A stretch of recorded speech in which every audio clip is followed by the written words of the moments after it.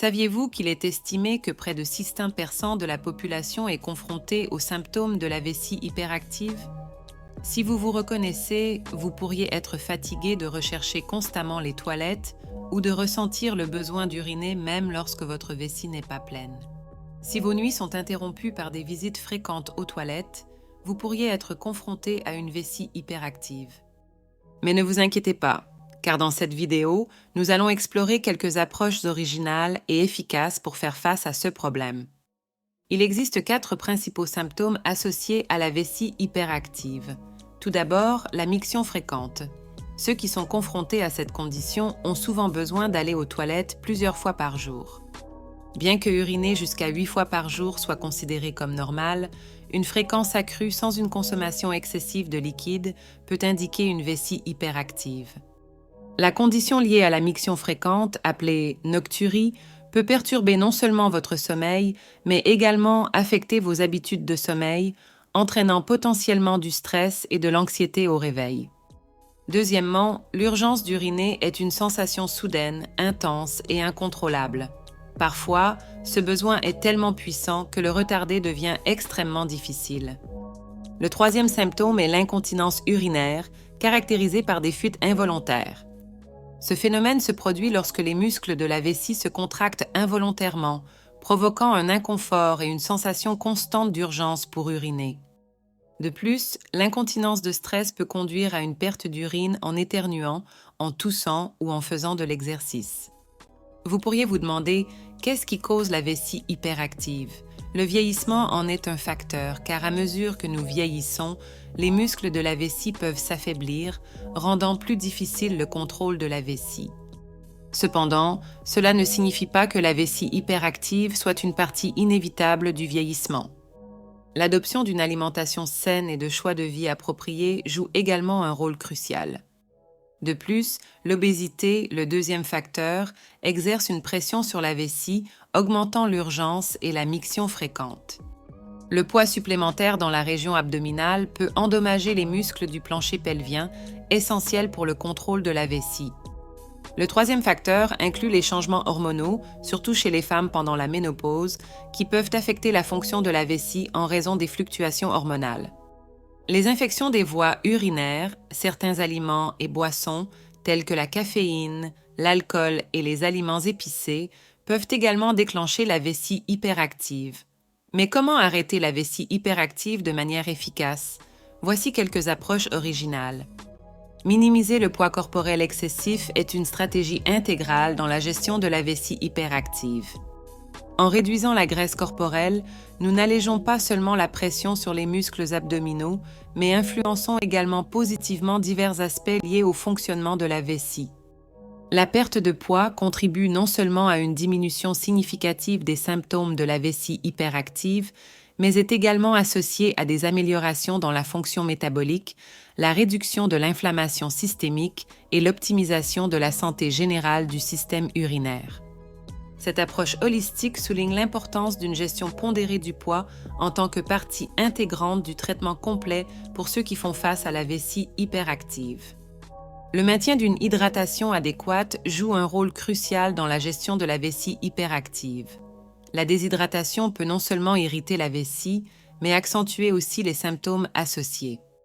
Bien que cela puisse sembler contradictoire, une hydratation adéquate est essentielle pour optimiser la santé des voies urinaires. La consommation régulière de liquide contribue non seulement à la fonction adéquate de la vessie, mais aide également à prévenir les irritations et les inflammations.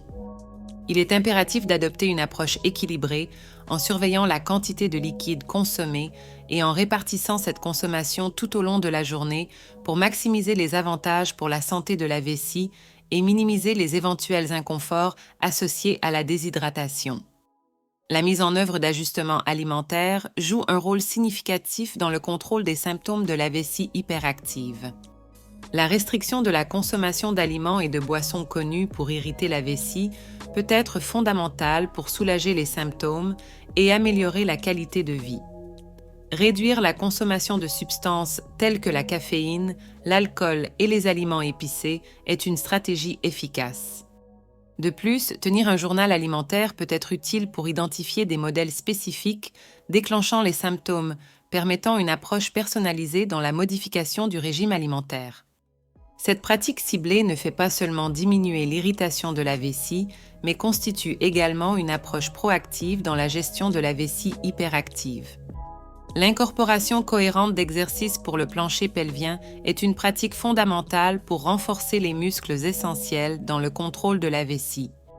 En effectuant régulièrement ces exercices spécifiques, vous améliorez non seulement la tonicité musculaire dans la région pelvienne, mais renforcez également les muscles directement impliqués dans le contrôle urinaire. De plus, CES exercices favorisent la prise de conscience corporelle, améliorant la coordination et la résistance des muscles du plancher pelvien. Pour maximiser les bénéfices, il est conseillé de suivre une routine d'exercice pour le plancher pelvien cohérente et progressive. Il est recommandé de commencer sous la direction d'un professionnel de la santé ou d'un physiothérapeute spécialisé en santé pelvienne pour garantir l'exécution correcte et la personnalisation des exercices en fonction des besoins individuels.